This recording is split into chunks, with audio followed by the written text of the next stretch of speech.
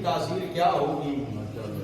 لعاب ایک فاضل چیز ہوتی ہے جس سے لوگ کراہت کرتے ہیں، یعنی لعاب، ان کے لعاب میں اتنی طاقت ہے کہ 70 زبانوں کا عالم بنا دیا۔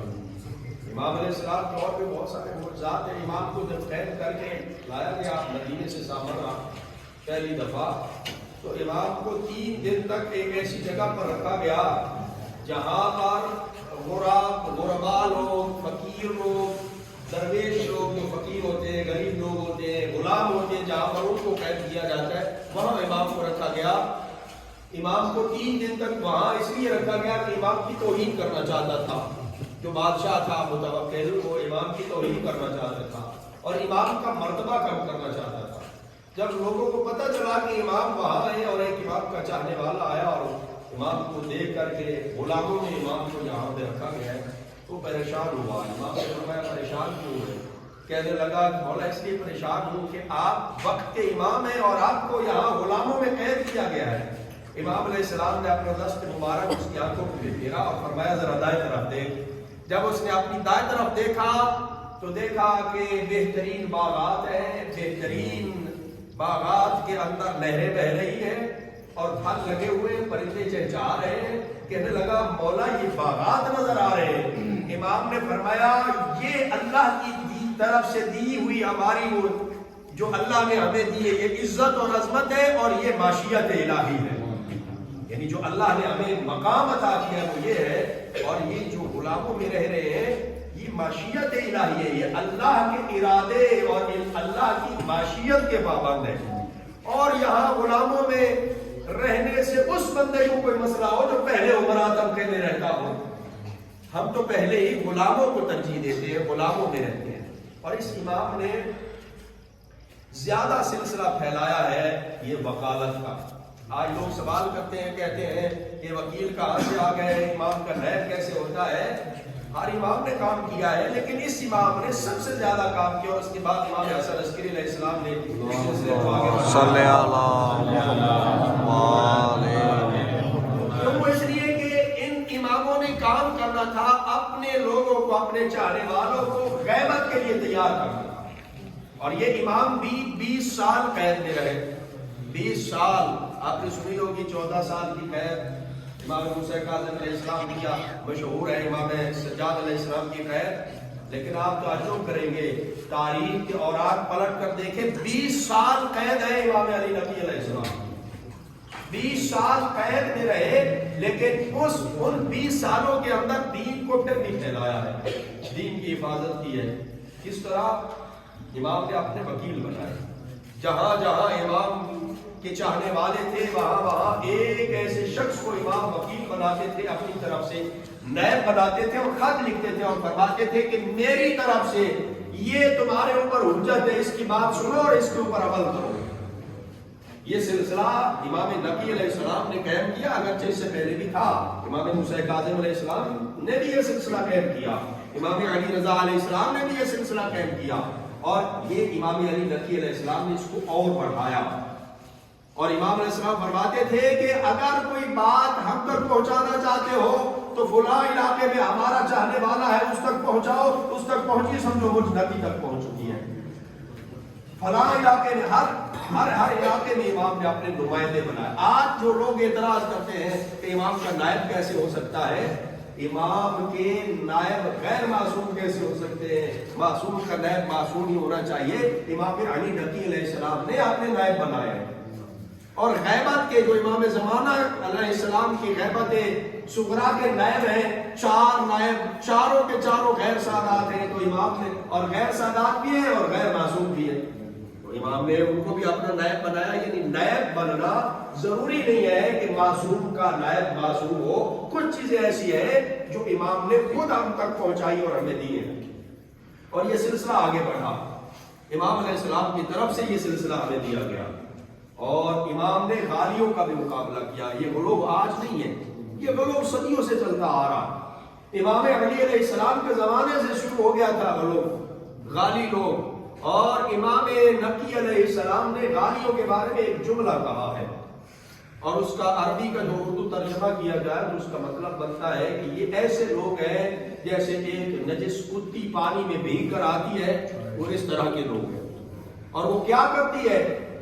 یہ ایک شخص آیا امام کے پاس، اور امام کے پاس آ کر کہنے لگا کہ مولا ہم آپ کے دادا حسین کی مجلس قائم کرتے ہیں، اور کچھ لوگ ہیں جو چرب زبان ہے، تیز زبان ہے، وہ آ جاتے ہیں ممبر پہ اور وہ ایسی باتیں کرتے ہیں آپ کی طرف منسوب کر کے، آپ کی حدیث بنا کے وہ کہتے ہیں اب ہم آپ کی حدیث سنتے ہیں، اس کو رد بھی نہیں کر سکتے کیونکہ آپ کی طرف منسوب ہے، لیکن وہ آپ کے نانا اور آپ کے دین اور شریعت کے خلاف ہوتی ہے۔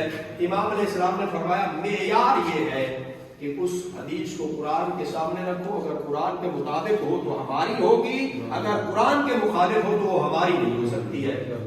اور فرمایا کہ ایسے لوگوں سے اپنے آپ کو بچاؤ، اپنی اولاد کو بچاؤ، اپنی نسلوں کو بچاؤ۔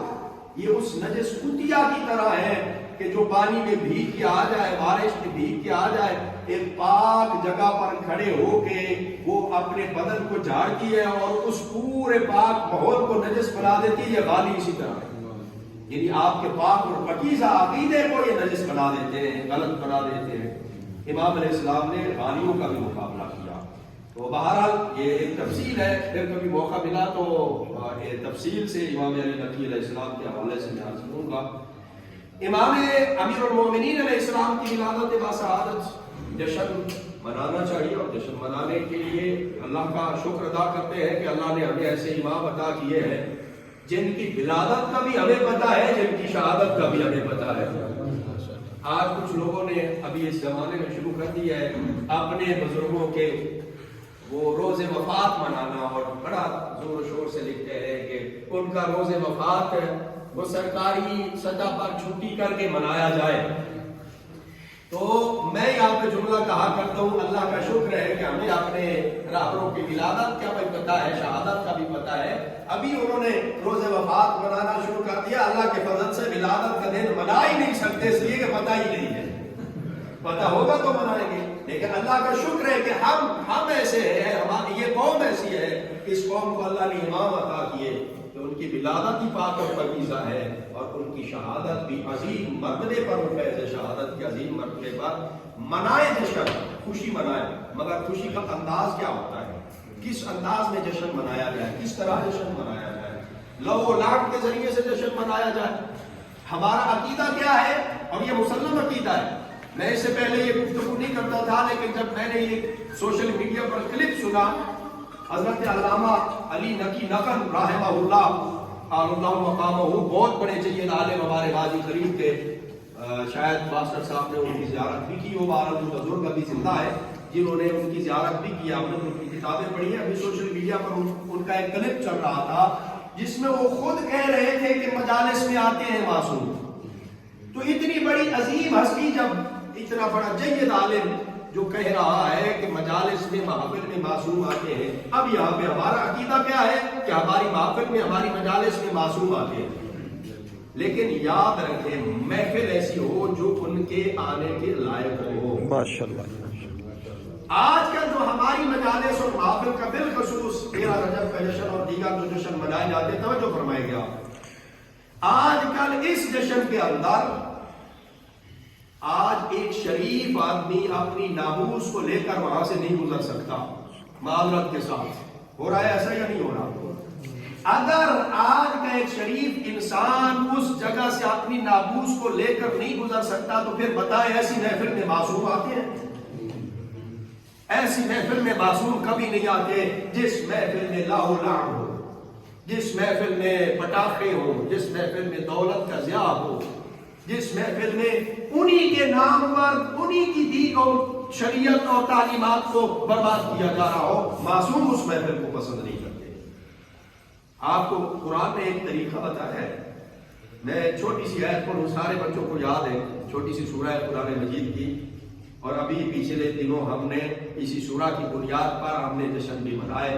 بسم اللہ الرحمن الرحیم، انا اعطینا الکوثر فصل لربک وانحر ان شانئک هو الابتر۔ یہ اللہ نے کہا ہے کہ فاطمہ زہرا کا جشن مناؤ، قرآن کہہ رہا ہے، توجہ فرمائیں گے کس انداز میں، اے حبیب ہم نے آپ کو کوثر عطا کیا، فاطمہ زہرا عطا کی، اب اس کا جشن کیسے منائیں؟ فصل لربک وانحر، ان کے لیے نمازیں بھی پڑھیں، جشن یہ ہے نمازیں بھی پڑھیں اور قربانی بھی دیں۔ قربانی کیا دیں؟ جانور تو ذبح کیے جاتے ہیں نا، کچھ ذبح کیے جاتے ہیں، کچھ نہر کیے جاتے ہیں، جو چھوٹے ہوتے ہیں وہ ذبح کیے جاتے ہیں، جو بڑے جانور ہوتے ہیں جو ان کو نہر کیا جاتا ہے۔ تو یہ ایسا عظیم تحفہ اللہ نے اپنے نبی کو عطا کیا ہے اور فرمایا کہ اتنا عظیم تحفہ ہے، اس تحفے پہ اب جانور ذبح نہیں کرنے، بڑے جانور نہر کرنے ہیں۔ وانحر کا آیا، یعنی ایسا عظیم تحفہ ہے۔ تو یہ جشن منانے کا انداز قرآن نے بتایا۔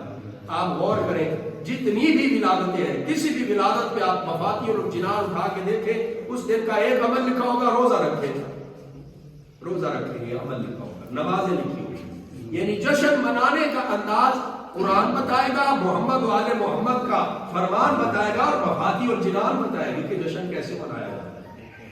جشن یہ جشن ہے، روزہ رکھ کے جشن منایا جا رہا ہے، عبادت کر کے جشن منایا جا رہا ہے، اور ان کی سیرت بیان کر کے جشن منایا جا رہا ہے، نہ کہ ان کے نام پر کسی ایسی چیز کو پھیلا دیا جائے جو جس کو وہ خود پسند نہ کرتے ہو۔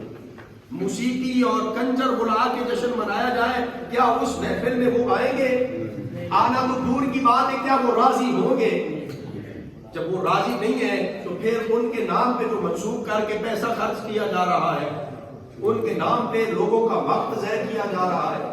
ابھی آپ بیٹھے ہیں، آپ مثال کے طور پر آپ مثلا 50 افراد بیٹھے ہیں اور میں 50 افراد کے سامنے میں 20 منٹ گفتگو کرتا ہوں، اس 20 کو 50 کے ساتھ ضرب دیں تو یہ کتنا ٹائم بنتا ہے؟ اگر میں کوئی کام کی بات آپ کو نہیں بتا کے گیا تو میں اتنے لوگوں کا میں نے ٹائم ضائع کیا ہے، اتنا وقت ضائع کیا ہے، اور اس کا حساب ہوگا کہ آپ کو موقع ملا تھا، آپ کو یہ عظمت ہم نے عطا کی تھی کہ لوگ آپ کی بات سنتے تھے اور ان کا ٹائم آپ نے ضائع کیوں کیا؟ آپ نے ہمارا فرمان کیوں نہ سنایا؟ امیر المومنین علیہ السلام جو 13 رجب کو جن کی ولادت باسعادت کعبہ کے اندر ہوئی ہے، اور اس میں کوئی شک نہیں ہے، مسلم ہے، اہل سنت کی کتابوں میں بھی ہے اور فقہ جعفریہ علماء امامیہ کے نزدیک بھی مسلم ہے کہ ولادت باسعادت کعبہ میں ہوئی ہے۔ امیر المومنین علیہ السلام کی کعبہ کے اندر ولادت ہے، جوف کعبہ میں ولادت ہے، اور 3 دن کے بعد جب کعبہ سے باہر آئے تو سب سے پہلا کام رسول اللہ کے ہاتھوں کے اوپر آ کے علی مولا نے کیا کیا ہے؟ اللہ کے نبی نے سلام کیا، علی نے سلام کا جواب دیا، اور اللہ کے نبی نے سوال کیا ہے، اور سوال بھی بڑا عجیب ہے، یا علی کچھ سنائیے، یا علی آپ کچھ سنائیے، اور علی مولا بھی جواب میں عرض کرتے ہیں کہ یا رسول اللہ کیا سناؤں، توریت سناؤں، زبور سناؤں، انجیل سناؤں، یا قرآن مجید سناؤں؟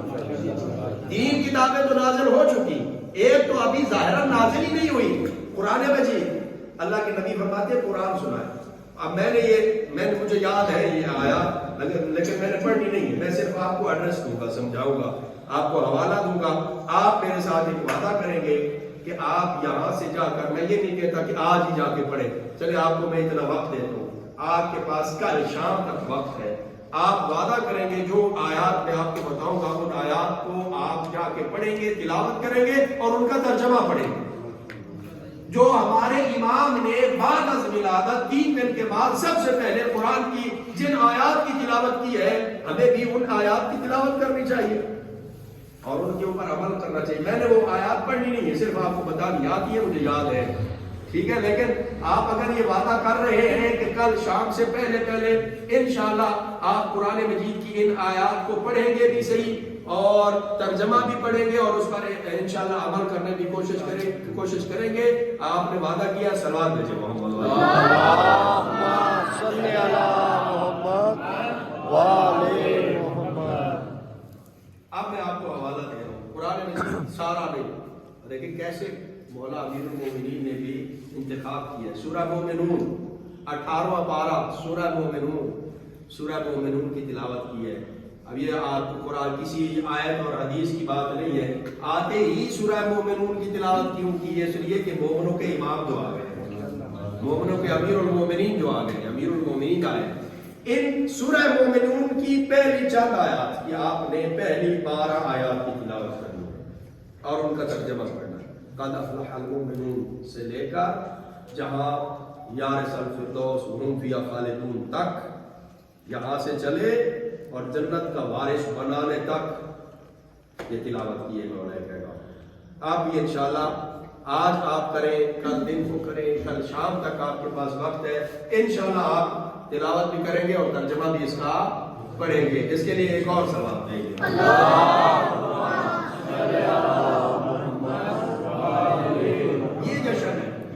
یہ جشن ہے قرآن مجید کی تلاوت اور اہل بیت اطہار کا ذکر کیوں کرتے ہیں؟ تاکہ اپنی زندگیوں کو بدلیں. علی مولا کی شجاعت کیوں بیان کرتے ہیں؟ اس لیے بیان کرتے ہیں تاکہ ہمارے اندر سے جو بزدلی ہے وہ ختم ہو جائے. ان کے علم کا تذکرہ کیوں کرتے ہیں؟ اس لیے کہ ہماری جہالت ختم ہو جائے. ان کی عبادت کا تذکرہ کیوں کرتے ہیں؟ اس لیے کہ ہم بھی عابد بن جائیں. توجہ فرما رہے ہیں. اور اگر آپ کوئی بھی میدان دیکھیں، کوئی بھی ایسا میدان، آج کل لوگ بچے ڈھونڈتے ہیں ہمارا کوئی آئیڈیل ہو ایسا کہ جس میں ہم جو چیز چاہیں وہ اس میں ہمیں مل جائے، جو ہم چاہیں وہ ہمیں اس میں مل جائے. وہ بڑی مختلف چیزیں بناتے ہیں، مجھے تو اتنے نام بھی نہیں آتے، سادہ سا بندہ ہوں. تو آپ دیکھیں ہمیں کس چیز کی ضرورت ہے. ہر میدان میں ہمارے پاس ہمارے امام علی موجود ہے. علم چاہیے تو بھی علی سے ملتا ہے، شجاعت چاہیے تو بھی علی سے ملتی ہے، توحید چاہیے تو بھی علی سے ملتی ہے، رسالت چاہیے تو بھی علی سے ملتی ہے، ولایت چاہیے تو بھی علی سے ملتی ہے، عبادت چاہیے تو بھی علی سے ملتی ہے. کون سا ایسا میدان ہے جس میں علی کی سیرت ہمارے سامنے نہ ہو؟ ہمارے سامنے ہر میدان میں مولا کائنات کی سیرت موجود ہے. اور آپ سب جوان بیٹھے ہیں، ہر شعبے میں کوشش کریں آپ کا جو شعبہ ہے اس پہ محنت کریں. اب مجھے نہیں معلوم آپ کس شعبے سے وابستہ ہے. تعلیم میں مختلف شعبے ہوتے ہیں، کوئی پی ایچ ڈی کرتا ہے، کوئی ڈاکٹر بنتا ہے، کوئی انجینئر بنتا ہے. اپنی تعلیم پہ توجہ دیں اور اپنا ایک مخصوص ٹائم بنائیں. اپنی سیر و تفریح کا بھی خیال کریں، تھوڑا سا وقت دیں، کھیل کود کو بھی وقت دیں، لیکن اس کے لیے ضروری ہے کہ مخصوص ٹائم ہونا چاہیے. ہماری ایک زندگی کا، ہمارے 24 گھنٹے کا ہمارے پاس ہونا چاہیے ایک خاکہ بنا ہوا کہ اتنا وقت میں نے خدا کو دینا ہے، اللہ کی عبادت کرنی ہے، اتنا وقت میں نے اپنی جسمانی صحت کو محفوظ کرنا ہے، اس کے لیے ورزش کی ضرورت ہے، اتنا وقت میں نے اپنی تعلیم کو دینا ہے، اتنا وقت میں نے اپنے گھر والوں کو دینا ہے. یہ ہمارے پورا ایک ہمارے پاس خاکہ ہونا چاہیے. 24 گھنٹے میں نے کیا کرنا ہے.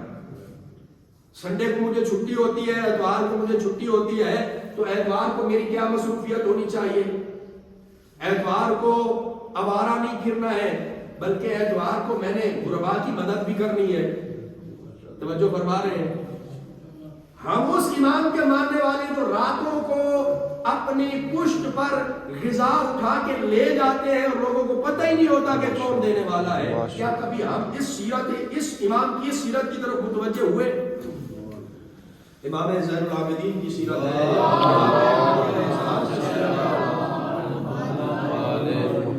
اس طرف بھی متوجہ ہونا ہے. اتوار والے دن آپ کبھی کبھی آپ نے کسی رشتہ دار کے گھر چلا گیا، اس کو سلام کیا، یہ صلہ رحمی ہے، اس کو سلام کیا، ان کا ادب و احترام کیا، ان سے پوچھ لیا آپ کا کیا حال ہے، کسی چیز کی ضرورت تو نہیں ہے.